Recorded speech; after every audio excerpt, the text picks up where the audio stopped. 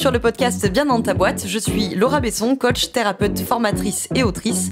Sur ce podcast, seul ou avec mes invités, on parle psychologie et entrepreneuriat, car je crois que le savoir, c'est la liberté. Celle de devenir libre, autonome, responsable et acteur-actrice de ta vie et de ton business. Ici, on explore les défis de la régulation émotionnelle, des relations et de l'identité professionnelle, tout en découvrant des solutions pratiques pour trouver ta place sur le marché et dans ta vie. Bonne écoute.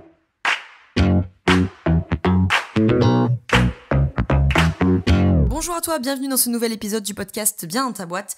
Aujourd'hui, je te retrouve avec un épisode du format debug, donc le format court de Bien dans ta boîte, pour sauter une épine du pied ou pour nourrir une réflexion. On va être quelque part entre les deux aujourd'hui, puisque, comme tu l'as vu dans le titre, on va parler du bon côté du conflit. Alors, déjà, petit 1, j'imagine qu'il y en a sûrement parmi vous qui sont en train de se dire à quel moment il y a un bon côté à se prendre la tête, à se disputer, etc. Donc, je vais t'expliquer ça. Deuxièmement, ça va, je pense, titiller un petit peu parmi vous, notamment les positions de sauveur, en particulier les positions victimaires aussi, mais vraiment les positions de sauveur, la plupart du temps, ont appris à détester le conflit. Généralement, les sauveurs sont prêts à faire tout et n'importe quoi pour ne pas rentrer en conflit, puisque par définition, quand ils rentrent en conflit, ils auront la sensation de perdre le besoin de... Enfin, la réponse plutôt au besoin de reconnaissance qu'ils cherchent et qui est vraiment le besoin généralement fondamental de la position du sauveur. Donc, comme je sais que parmi ceux qui m'écoutent, celles et ceux qui m'écoutent, il y a beaucoup de positions de prédilection de sauveur, je te dis d'avance, si tu es concerné, la position du sauveur avec le conflit, généralement, ça fait pas super bon ménage. Mais justement, c'est la bonne occasion de se demander en quoi le conflit, ça peut aussi être positif et en quoi ça peut t'apporter quelque chose, en quoi surtout ça peut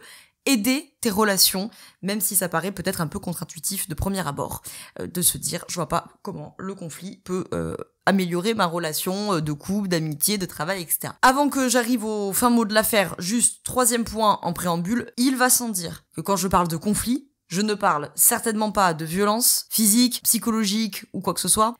Il va sans dire que quand je dis qu'il y a un bon côté au conflit, je dis il y a un bon côté au fait d'être en désaccord, d'être capable de se dire qu'on est en désaccord, de se fâcher, pourquoi pas, mais évidemment pas de s'insulter, de se taper dessus, de se malmener, de se harceler, enfin bref, me paraît évident, mais je préfère le repréciser, j'ai dit conflit et j'ai certainement pas dit violence. Parenthèse fermée. Du coup, j'en viens à mon point central de cet épisode, à savoir que quand tu es en conflit, en désaccord, j'aurais peut-être dû mettre désaccord plutôt que conflit, en désaccord avec quelqu'un, ton ami, ton amoureux, ton amoureuse, ton patron, ta maman, ton papa...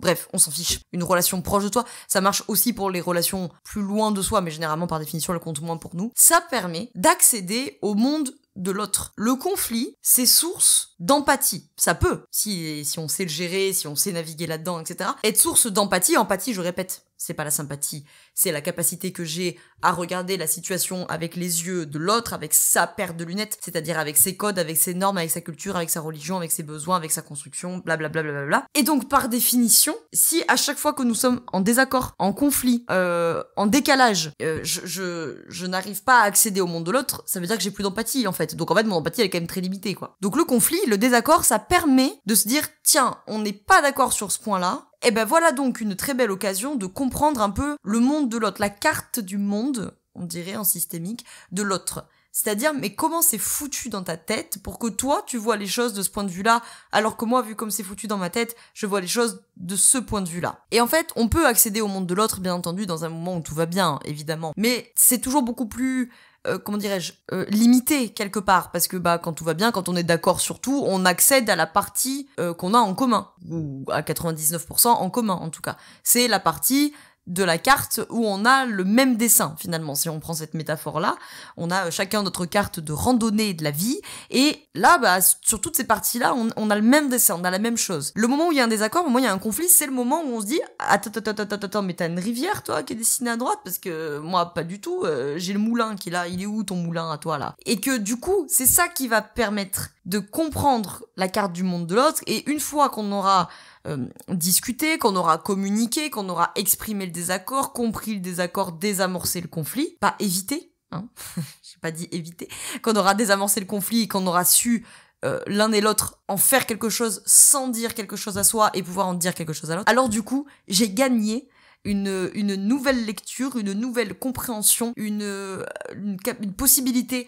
de voir un autre endroit de ta carte du monde. Et du coup, la prochaine fois, peut-être qu'on sera même plus en désaccord. Ou alors, si on est toujours en désaccord, je comprends pourquoi, parce que j'ai vu ta carte du monde, j'ai compris ta carte du monde, je sais à quoi elle ressemble, et donc forcément, et ben effectivement, si je regarde la situation avec ta carte du monde à toi, ben je comprends que tu sois en désaccord avec moi. Et donc à partir de là, on peut discuter, à partir de là, on peut trouver des solutions, à partir de là, on peut co-construire quelque chose. Et puis petit point bonus avant qu'on se laisse, le conflit, ça a aussi la possibilité d'apprendre à poser ses limites, n'est-ce pas? Alors c'est très lié au point d'avant, hein, parce que tout ça est lié à la question des limites, et donc du territoire psychique, et donc de la représentation du monde, et donc des constructions du monde, blablabla. Tu te rappelles, si tu écoutes mes podcasts depuis un moment, ou que t'es venu en formation ou en coaching ou quoi que ce soit. Et donc mes constructions du monde, elles parlent de mes besoins qui ont été lésés enfants, et ces besoins qui ont été lésés enfants, bah c'est quand même souvent eux qui sont en cause quand il y a un gros conflit, une grosse dispute. C'est que c'est l'enfant structural qui a pris les commandes parce qu'il y a quelque chose qui a été blessé, enfant, et puis qui est réactivé dans la dispute que tu as là actuellement, et du coup, hop là, ça s'enflamme et ça prend des grandes proportions. Et donc, justement, ça permet d'accéder au monde de l'autre, ça permet d'accéder à son monde à soi et de dire « Ah, tiens, voilà donc cette blessure que je pensais éliminer depuis un moment et puis qui en fait se repointe le bout de son nez. » Et donc tout ça contribuera aussi à poser des limites. Et si ce sujet-là de fin, là, il te paraît pas clair, l'histoire des limites, du territoire psychique, blablabla, on te met dans la description le lien vers la masterclass Apprendre à s'affirmer, vers le replay plutôt de la masterclass Apprendre à s'affirmer. Ça dure 1h15, 1h30, je ne sais plus, quelque chose comme ça. C'est parfaitement gratuit. T'as le lien dans la description, tu rentres ton adresse mail, et tu peux recevoir et regarder cette masterclass pour tout piger à cette histoire d'affirmation de soi, les constructions du monde, le territoire psychique, poser ses limites, blablabla. Je te remercie d'avoir écouté cet épisode jusqu'au bout. Tu peux retrouver l'ensemble des informations et des liens en description de cet épisode. Si tu as des idées, des suggestions, ou si tu as tout simplement aimé cet épisode et que tu veux me le dire, direction Apple Podcast pour laisser un commentaire et 5 étoiles. C'est ce qui permet au podcast d'aider plus de personnes et ça permet aussi de me soutenir. Tu peux aussi partager cet épisode à un entrepreneur ou une entrepreneuse qui pourrait en avoir besoin. Je te souhaite une très belle journée ou une très belle soirée selon quand tu m'écoutes, et surtout, je te souhaite d'être bien dans ta boîte. Ciao, ciao.